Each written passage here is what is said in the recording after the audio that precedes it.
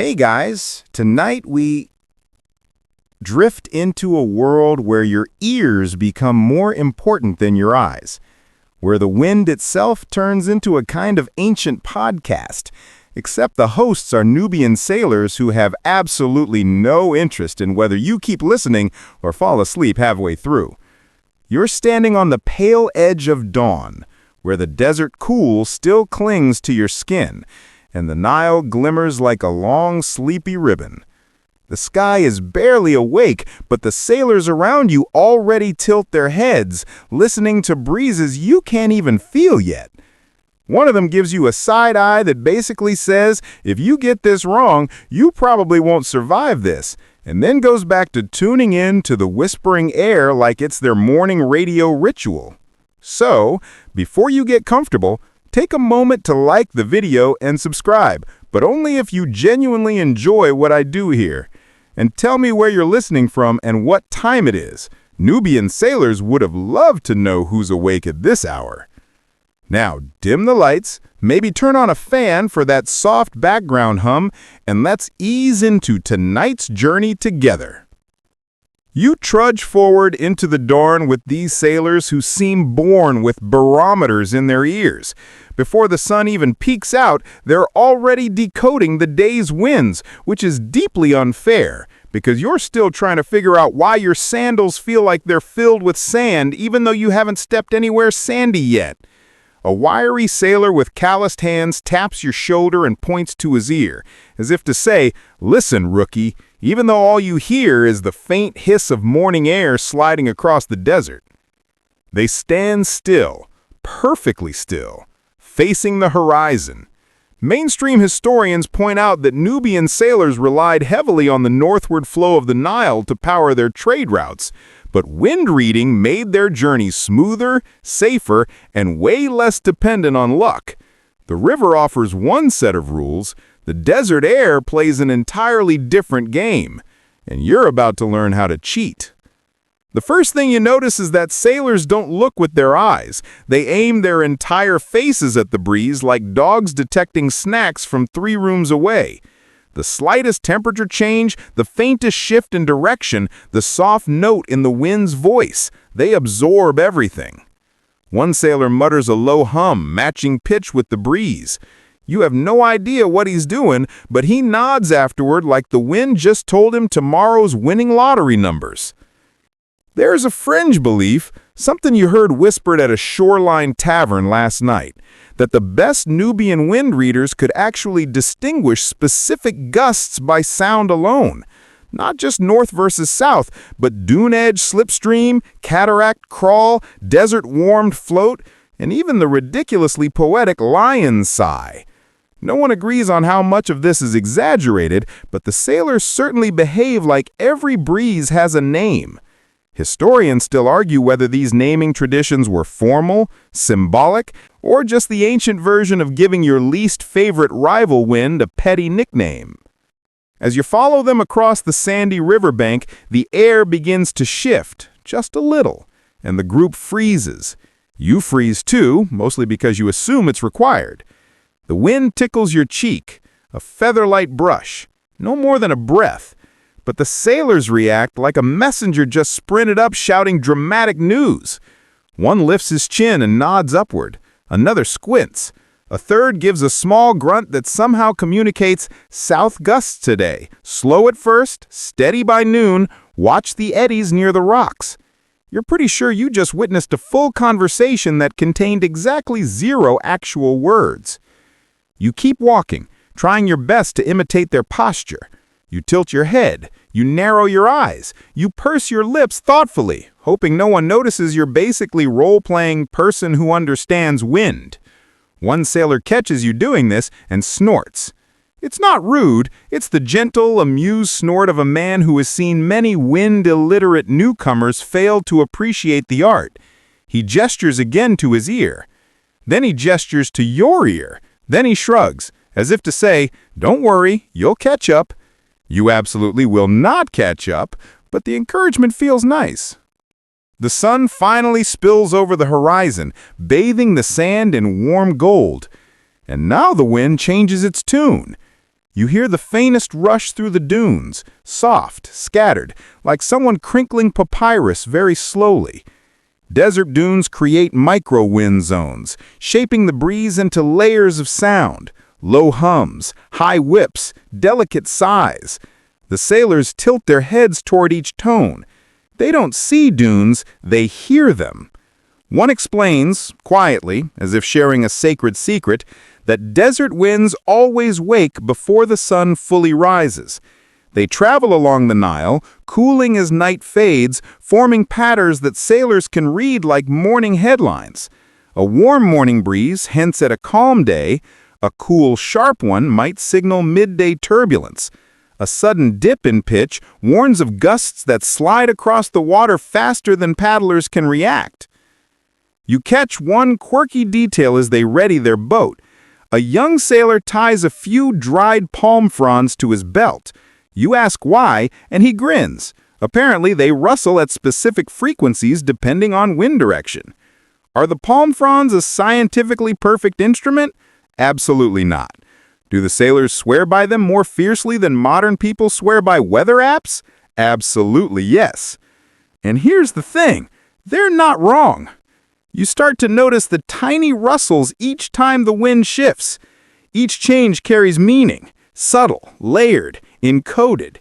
You realize the sailors aren't listening to a single breeze. They're listening to conversations the winds have with every surface they touch.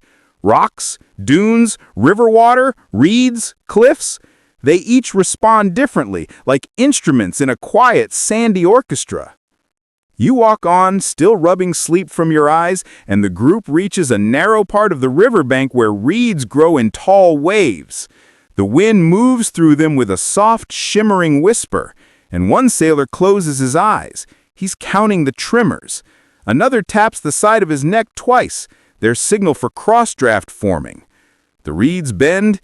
You can actually see their movement now, so you pretend you totally knew what was happening before seeing it. A sailor gives you a look that suggests you fooled absolutely no one. Still, they appreciate your effort, so someone beckons you closer. He lifts your hand gently and places it in front of your own ear, guiding you to cup the back of it to funnel the breeze. At first, you feel silly.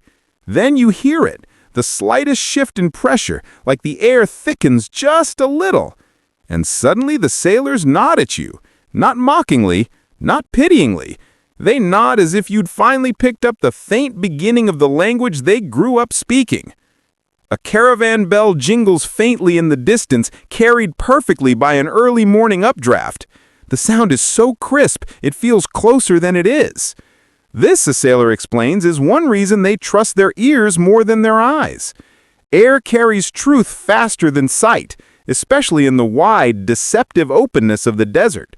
That bell might be miles away, but to their trained hearing, it's as specific as reading road signs. As they begin prepping the sail, you notice the oldest sailor in the group, gray-bearded, steady gaze, posture like driftwood carved by years of sun. He's facing away from you, but you hear him hum. It's low, deliberate, matching the breeze's pitch. He adjusts the angle of the sail slightly, hums again, adjusts again. You realize he's not guessing, he's calibrating, like tuning a musical instrument before a performance. He's aligning the boat with the morning wind, not because it's necessary, but because it's respectful. The river is a partner, not a tool. A mainstream historical fact drifts into your mind. Ancient Nubians were renowned for their mastery of sailing against the Nile's current, using the reliable north winds to travel south while the river carried them north. That combination made the region's trade networks thrive. You're seeing the practical side of that now. Every breeze matters, every direction counts. But then comes a fringe tidbit from a cheerful younger sailor who insists, dead serious, that certain winds are jealous. According to him, if you praise one gust too loudly, a competing breeze will try to prove itself by blowing harder. You laugh, he does not. He narrows his eyes at the air like he's waiting for it to misbehave. Maybe it's superstition. Maybe it's desert-born psychology. Maybe he's just messing with you. Historians still argue whether these beliefs represent early meteorology, symbolic folklore, or just bored sailors trying to spice up long travel days. The heat starts creeping in as the sun rises fully. Warm wind grazes the sand, lifting faint wisps of dust into the air. The sailors' feet crunch over the grains. One pauses, crouches, lifts a pinch of sand and lets it slip slowly from his fingers. The sand falls straight down. He nods. Then he tosses another pinch, and this time the grains drift ever so slightly east.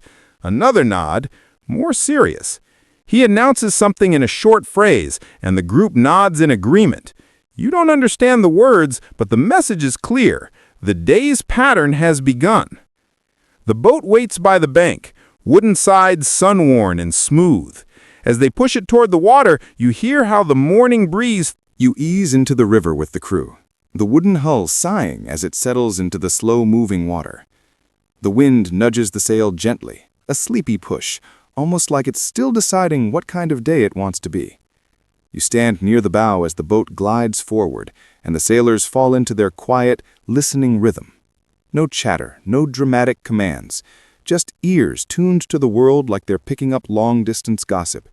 And if the desert winds were known for anything, it's that they never kept secrets for long.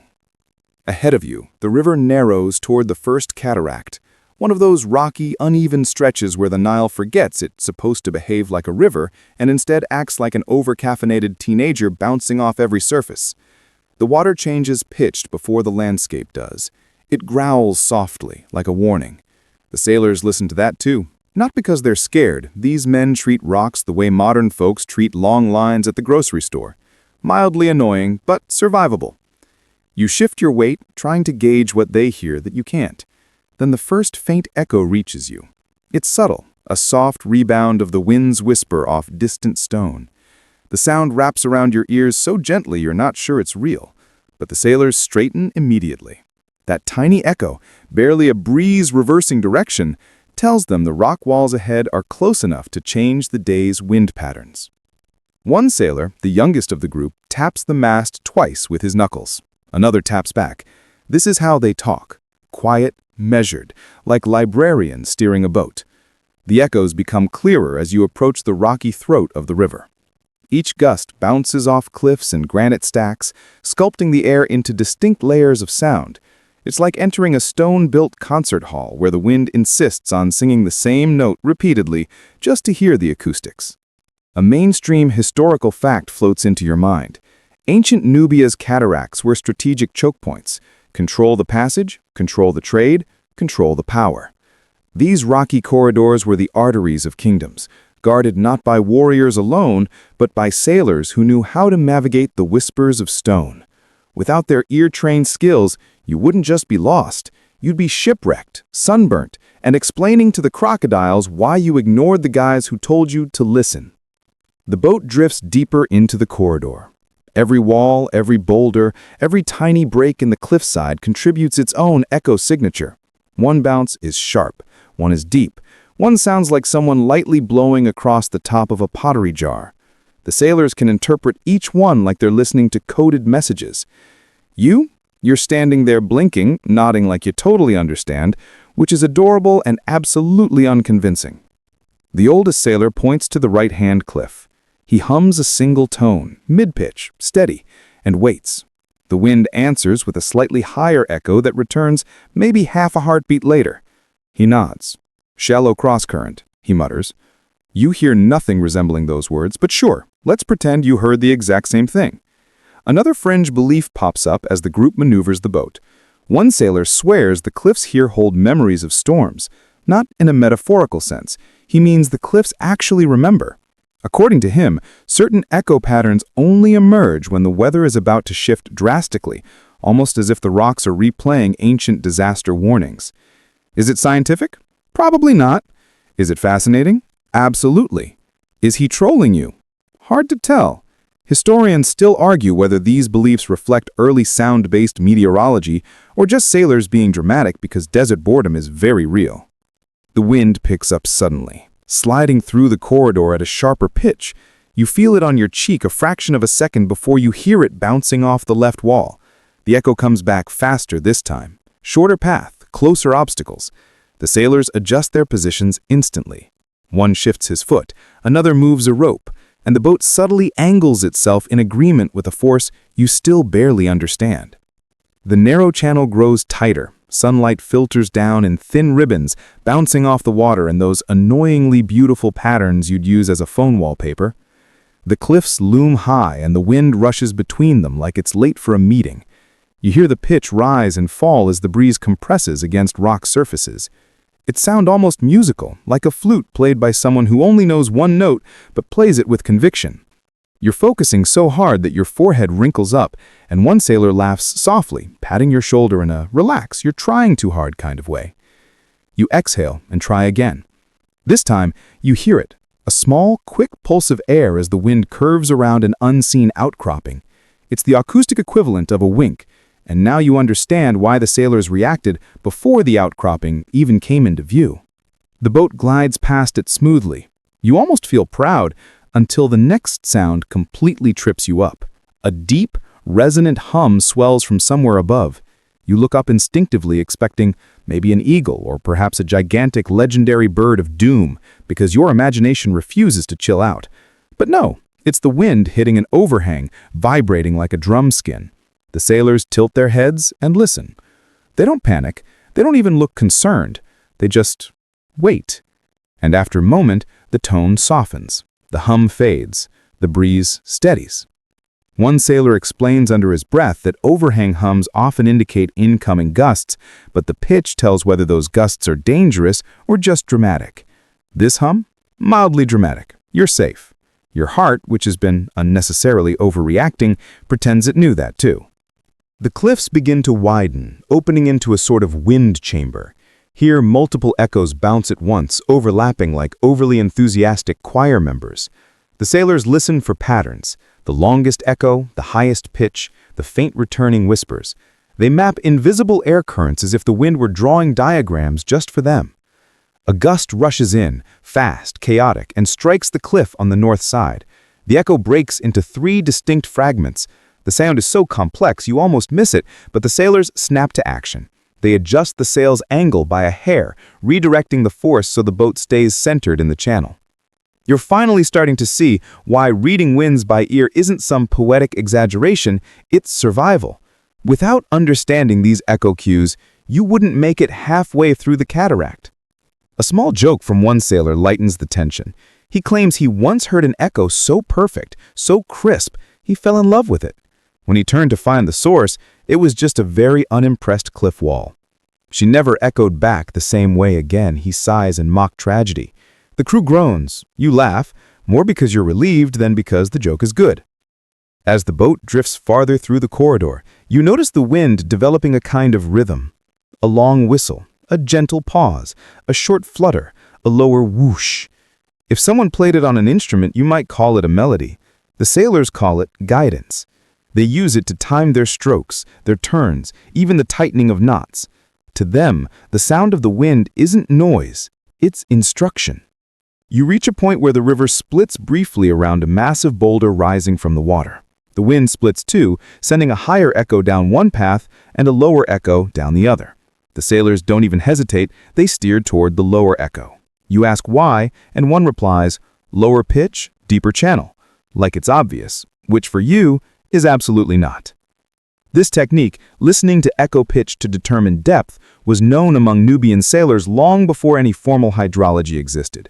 It's a real clever thing. Narrower passages produce higher echoes, broader channels deepen the returning tone. You're hearing early hydroacoustics in action, but without the fancy terminology. As you move past the split, you catch a faint, irregular clicking sound, like pebbles striking each other. A sailor reacts instantly, leaning forward, narrowing his eyes. He points toward the right bank. Rocks shifting, small ones, probably due to a recent gust. This means the wind upstream has changed character. The clicking is a message, be ready. The debate breaks out, quietly of course, between 2 sailors over whether that clicking indicates a temporary gust or a longer pressure shift. You can't follow their logic. Honestly, I'm not convinced they can follow their logic. Historians still argue whether such microsignals were genuinely reliable or whether half of ancient sailing was fueled by confidence and vibes. The sailors settle the argument by listening to one more echo, shrugging, and proceeding as if both predictions are correct. Problem solved. The corridor bends gently. The echoes thin out. The wind resumes its normal voice, no longer shaped by stone. You almost miss the cliff's acoustic guidance. Almost. Because now the breeze carries something new. An open, clean sound with no bounce, no distortion. It's pure desert breath sweeping across the wide part of the river. You step back, letting the moment settle. The sailors relax slightly too. Not fully. That would imply the desert isn't planning 6 new surprises, but enough to breathe easier. The oldest sailor in cracks a smile, the kind that says, "You did fine. You didn't die. Good job." The boat drifts into brighter sunlight, leaving the echoes behind. But the lesson lingers. You now understand that wind doesn't just move. It speaks. It tells stories through cliffs. It warns through pitch changes. It guides through reflections. You just have to be quiet enough to hear it. And for the first time, you think you can. You leave the river behind just long enough to wonder whether this is a good idea or a terrible one. The sailors decide that today's wind lesson won't happen on the boat. They're marching you toward the dunes instead, as if the desert has been waiting all morning to judge your listening skills. They move in a loose line, their feet whispering over the sand, each step creating that soft sound that feels like a secret. You follow, your sandals already negotiating their resignation letter because the dunes ahead look like they were carved with malicious intent. The sun has risen enough to warm the top layer of sand, but not deeply. You feel the coolness still tucked underneath, like the earth hasn't made up its mind yet. The wind spreads out across the landscape, no longer funneled by stone walls. Here it has room to be playful, dangerously playful. And desert winds, as you quickly learn, are like children with too much freedom, sometimes charming, often chaotic, occasionally determined to bury your belongings in sand. The sailors climb the first dune crest with the ease of people who have practiced this since childhood. You climb it with the enthusiasm of someone who would rather not inhale a tablespoon of sand, but here we are. At the top, the view stretches wide and shimmering, an ocean of dunes shaped by centuries of breathing air. The sailors crouch low immediately. You do too, mostly because you assume this is one of those unspoken "do what we do or you'll embarrass us" rules. The breeze brushes past your ears in gentle pulses. It sounds different here, lighter, faster, more whispered, almost gossipy, like the dunes are sharing rumors about you. One sailor grins and taps the dune crest with the back of his hand, then presses his ear to the sand. You blink. You wait. He waves you down. Apparently, you're supposed to listen to sand? Sure, why not? Add that to your resume. Professional sand listener. You press your ear to the dune, and at first you hear nothing except your own mildly panicked breathing. But slowly, very slowly, you notice a murmur beneath the surface, a faint grainy hiss, like thousands of tiny beads tumbling somewhere inside the dune. The sand is moving. Not dramatically, not visibly, but enough to create a sound, a whisper most people never think to hear. One of the sailors leans close and murmurs, "Slipstream." The sound you're hearing is the wind sliding across the dune's surface, picking up grains and letting them fall in soft cascades on the far side. It's like eavesdropping on the desert's private conversation. And you're surprised at how soothing it is, like an ASMR video made by nature without sponsorships. A mainstream historical fact floats up. Ancient Nubians often traveled along desert fringes and knew the dunes like familiar neighbors. Their ability to read sand behavior wasn't mystical, it was survival. Dunes shift with the wind, and the way they shift create patterns of sound that reveal direction, speed, and changes in airflow long before your eyes notice anything. The sailors demonstrate. One sprinkles a few grains of sand into the wind. They flutter, then drift sideways, then drop abruptly. He nods. Another kneels and cups his ear again to the dune. He says something that sounds like layer change. They all nod. You nod too because peer pressure is universal. But here's the fringe tidbit for this section. One sailor claims he once heard a dune sing. Not the typical sand whisper, but an actual resonant hum, low, vibrating, almost melodic. There is a real phenomenon like this, booming or singing dunes, caused by avalanches of sand sliding down slopes under specific conditions. Whether he actually heard it or is exaggerating to impress you is unclear.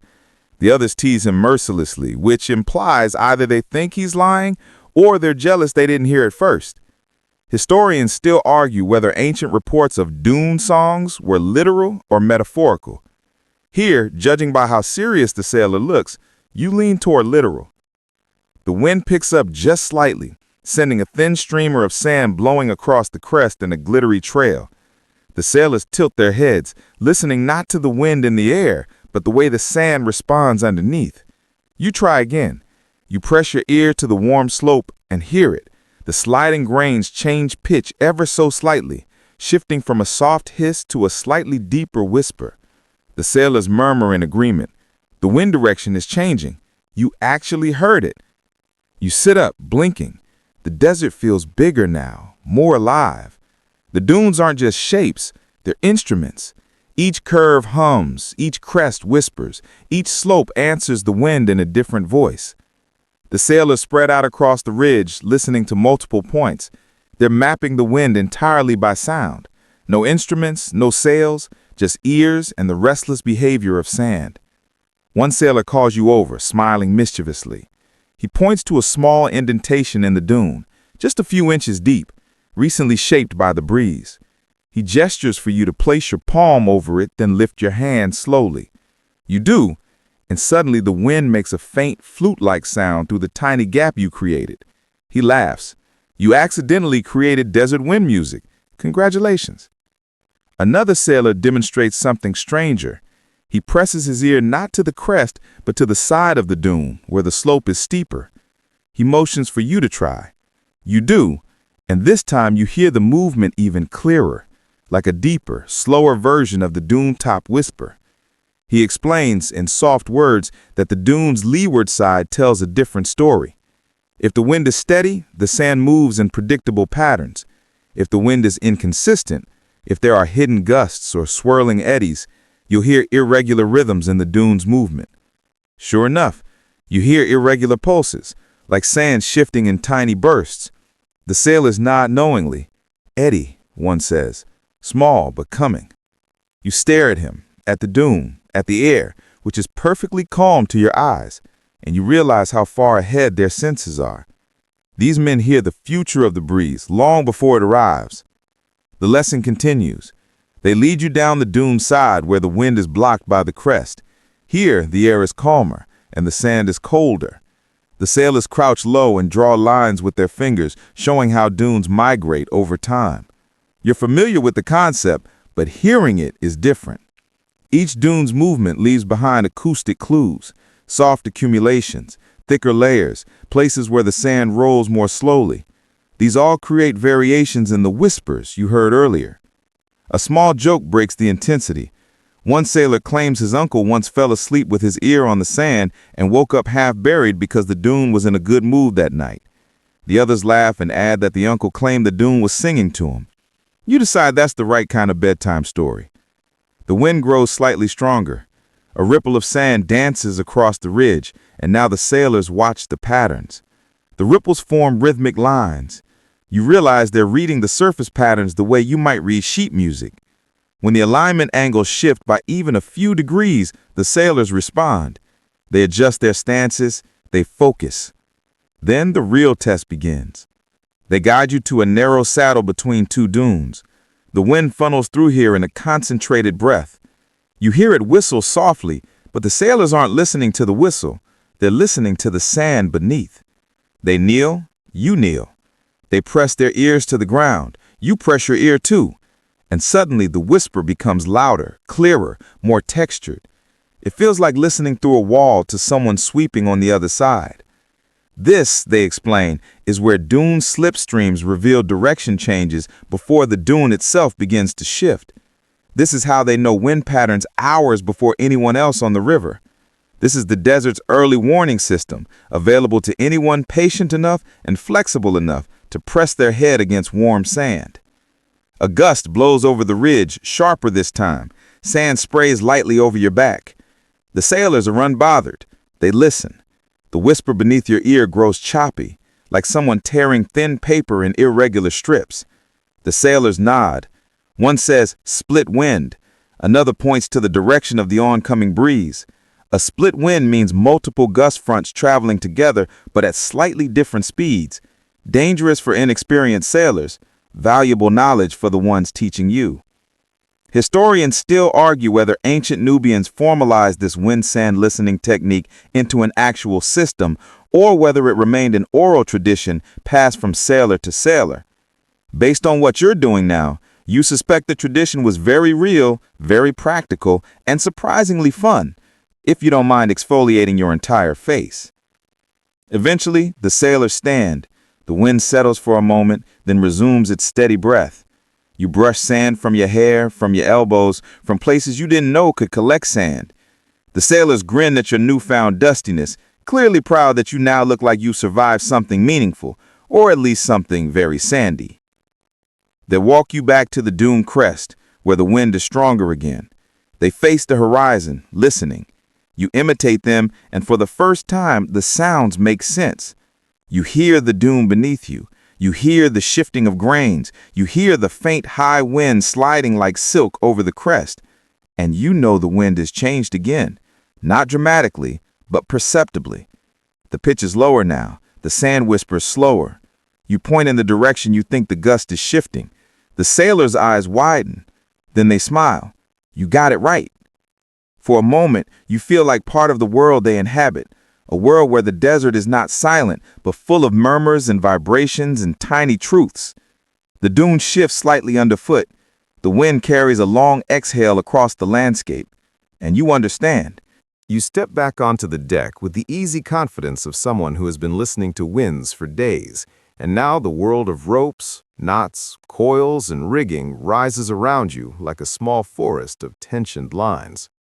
The desert still lingers on your clothes, but now your focus shifts to the boat itself, this floating instrument the Nubian sailors turned into something halfway between a harp and a weather oracle.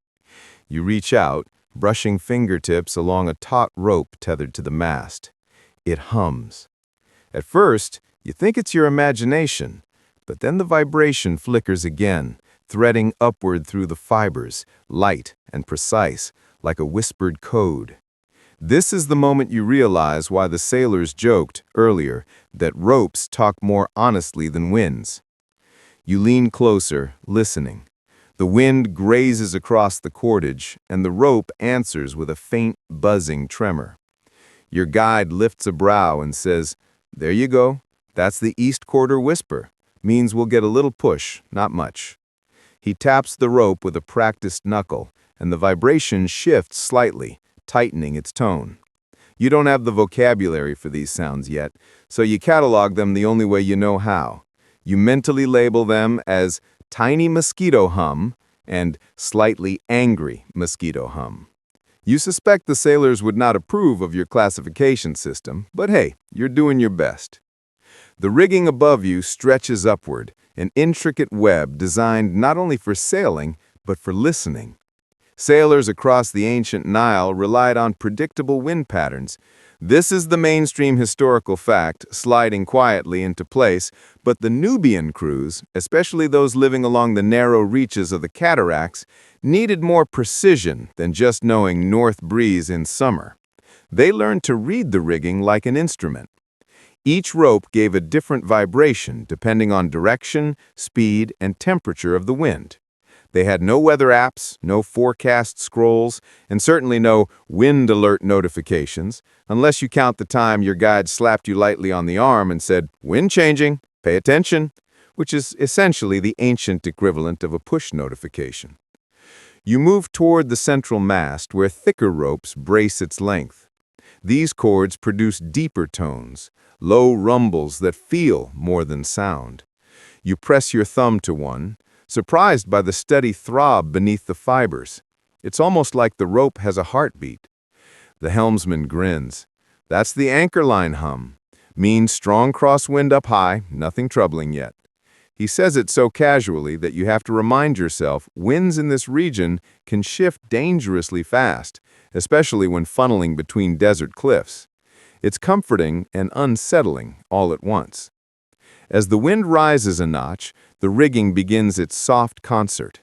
Thin ropes wind gently, thick ones groan, and somewhere near the bow, one of the lines adds a rhythmic tap from a carved bone toggle knocking lightly against wood. It reminds you of wind chimes, if wind chimes were calibrated by centuries of river navigation and not bought from a souvenir shop next to a coconut ice cream stand. You step closer to the mast to test another line.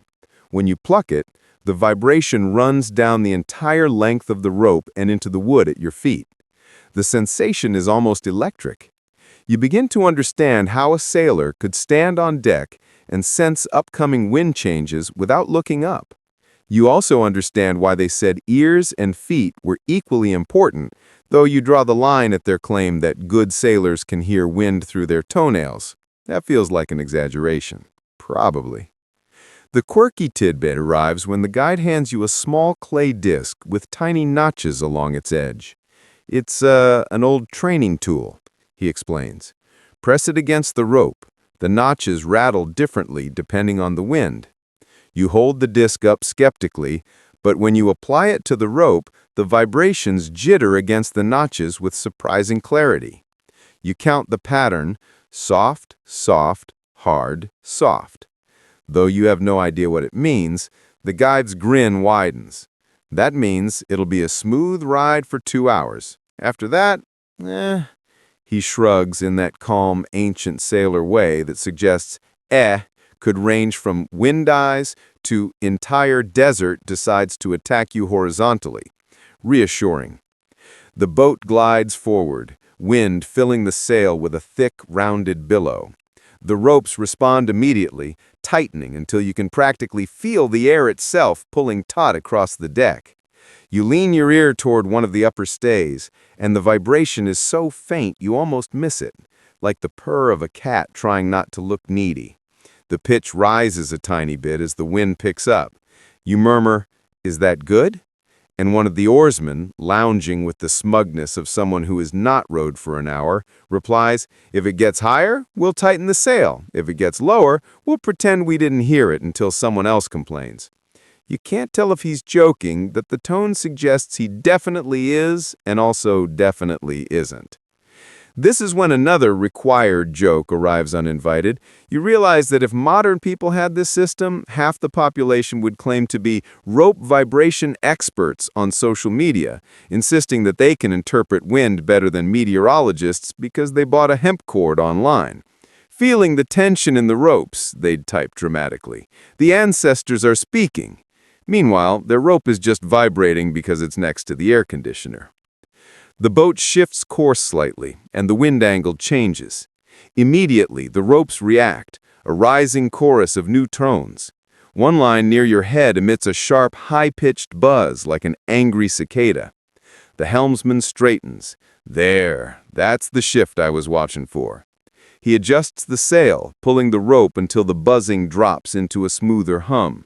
The entire boat seems relieved, as though all its bones exhaled at once. You follow him, learning to copy his movements, though your movements are clumsy. You tug a line too hard, and it snaps against the mast with a loud slap. The sailors jump, you jump. A passing ibis flying overhead probably jumps. "Easy," the helmsman laughs. "Gentle hands. Wind doesn't like drama."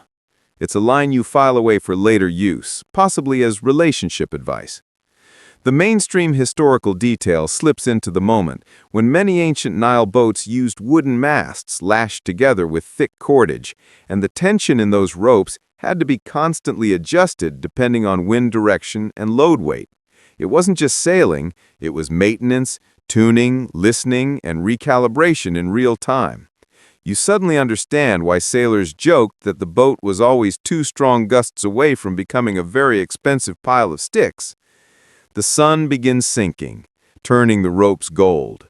Shadows stretch long across the deck, and the wind cools, becoming more playful. Lighter gusts flirt with the rigging, teasing out high-pitched vibrations that dance across your ears. You begin identifying them instinctively, even if your terminology remains questionable. There's thin whistle, medium tremble, cup of noodles boil, and your personal favorite, bread roll steam hiss. Naming conventions aside, you're learning. The scholarly debate appears naturally as your guide settles beside you and mentions that researchers still argue whether Nubian sailors developed rope listening independently or adapted it from desert caravans, who used leather straps on tents as early wind indicators. Some scholars claim the sailors' methods evolved from earlier pastoral traditions. Others argue for purely nautical innovation. Either way, you decide the actual truth probably involves someone accidentally leaning on a vibrating rope one day and going, "Wait, what is that noise?" The wind shifts again. You hear it before you feel it, now an odd satisfaction blooming in your chest. The rope beneath your hand tightens, its hum sharpening into a clean line of sound. You lift your chin, eyes half closing, listening. The sailors watch you with mild amusement, as though you're a puppy attempting its first howl. But your guide nods approvingly. "Good," he murmurs. "You heard the edge." The edge meaning the transitional point where wind changes from one stable direction to another. The ropes reveal it before the sails or the water do. You grin despite yourself. Another joke slips in as you imagine telling someone back home that ropes taught you meteorology. "I studied rope science," you'd say confidently, "with a minor in wind vibrations." They'd stare at you like you'd joined a cult, and honestly, they wouldn't be wrong. As the boat drifts deeper into evening light, the ropes continue their quiet music. You listen to thicker chords with your whole hand and thinner ones with the side of your ear. You crouch near the deck to feel the low tremors that travel between mast supports. You're still new at this, but the more you listen, the more the world opens in layers. Sound revealing shape, vibration revealing direction, tension revealing distance. The wind calms and the rigging grows quieter. The sail slackens slightly, resting against its supports. The boat glides gently. You step back to the center of the deck, breathing in the cooling desert air. The ropes no longer speak urgently. They whisper, low and soft, like a story winding down for the night. And you stand there, hearing all of it, feeling like you've finally been invited into the conversation. You don't need to say anything. The wind speaks. The ropes answer. And you listen, exactly the way the ancient sailors once did, attentive, curious, and quietly changed by the experience. You drift forward through the dunes, still hearing the faint after-echo of the last ridge you crossed. And by now your ears are doing that thing Nubian sailors trained for their entire lives, automatically sorting wind tones before your brain even wakes up. The morning light is thin, almost apologetic, stretching across the sand like it's tired of being here. You get it, you're tired too. But you keep moving, because the crew ahead of you says this is the final crossing before you make it home, and your ears are the only real compass left. You breathe in, feeling the air shift, a rising soft hiss that sounds like sand pouring slowly through a narrow-necked jar. It's the signature of the long westward draft, the one sailors trusted on their return routes from the red sands. It's also, as your guide cheerfully reminds you, the wind that always promises it will last, then changes its mind like a camel deciding where to sit. Comforting. By now, you're stepping onto the deck of the broad Nubian riverboat as though you've been doing this your whole life. The boards creak with that familiar wooden gossip, the same creaks that earlier crews treated as a kind of weather radio. A mainstream historical fact drifts in as naturally as the breeze. Sailors along the Nile often steered their travel schedules around the predictable northward winds, relying on them so consistently that whole trading calendars developed around gust cycles. But that's just the baseline. You, lucky novice that you are, have graduated to the weirder stuff. This final leg, where the winds are known to change pitch instead of direction, like they're humming private songs. You pause as a new breeze brushes your right ear. It rises in a narrow ribbon of sound, almost like a minimalist flute. Your guide nods approvingly. Hear that? The high whistle? Means dry air sliding down from the desert plateau. Means we'll make fast distance. Then he shrugs. Probably. Historians still argue whether these whistles were taken seriously or were just an excuse for sailors to sound dramatic. He grins at you as though you finally joined the club. You allow yourself a modest smile, mostly because you're relieved to hear that even experts occasionally made things up with confidence. It's a universal human trait. Even you do it when explaining your internet search history. The first joke sneaks in as you shift your weight. Your feet are still coated in that stubborn dune dust, the kind that no amount of brushing will remove. If ancient Nubian sailors had invented a foot moisturizer, it probably would have been 95% crocodile oil and 5% broken promises. But hey, you would have bought it anyway if it came in a little clay jar shaped like a hippo. The boat begins its slow push forward. The oarsmen relax because this stretch is carried by wind alone, and the sail bellies out like a lazy cat stretching in sunlight. You tilt your head just enough to listen for the tone inside the canvas. That's the trick you learned 2 crossings ago.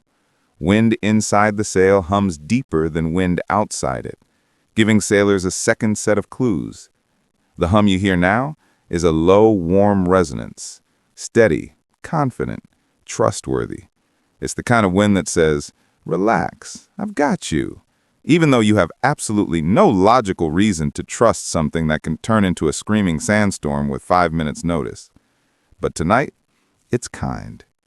The quirky tidbit arrives when the helmsman taps your shoulder and hands you a tiny clay rattle filled with seeds. You shake it experimentally. The seeds shiver at certain wind angles, and he grins. Old test. If rattle sings more than sail, change tack. It's bizarre, yet charming. A child's toy turned into a navigation device. You keep shaking it at intervals, partly because it's helpful, and partly because it's soothing, an ancient fidget spinner. As hours stretch, your ears grow more confident. You start hearing layers, a thin forward gust, a backdraft sliding along the river, the faint upward surge rising from the warm sandbanks. You felt clumsy with all this before, but now it feels almost meditative.